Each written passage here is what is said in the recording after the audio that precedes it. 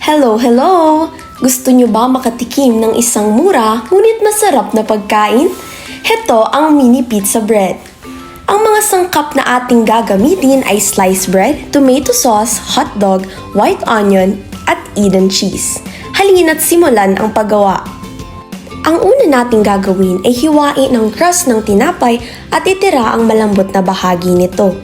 Ang sunod na gagawin ay hiwain ng hotdog, puting sibuyas at mag-grate ng cheese upang gawing mga toppings. Ilagay nyo rin ang tomato sauce sa isang lalagyan at ngayong handa ng ating mga sangkap, maaari na tayong magluto. Una ay magpainit ng kawali at pagkatapos ay lagyan ito ng kaunting mantika. Ngayong mainit na ang kawali, maaari na nating ilagay ang mga tinapay. Pagkatapos ay i-flatten ito gamit ang ating spatula. Pag na-flatten na ang ating mga tinapay, maaari na nating ilagay ang tomato sauce. Siguraduhin natin na lahat ng tinapay ay malagyan. I-spread natin ito ng maayos sa ating mga tinapay. Ngayong evenly spreaded na ang ating tomato sauce, pwede na tayo maglagay ng cheese at hotdog. At iba pa nating ingredients gaya na lang ng white onions. Pagkatapos ay tatakpan na natin ito at maghihintay.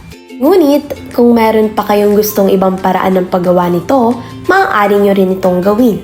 Una ay hinda ang inyong tinapay at parehas lang naman uunahin ang ating tomato sauce. Pagkatapos naman ay ang cheese at syempre ang toppings na hotdog at white onion. Tada! Pag ito'y handa na, maaari na rin itong lutuin.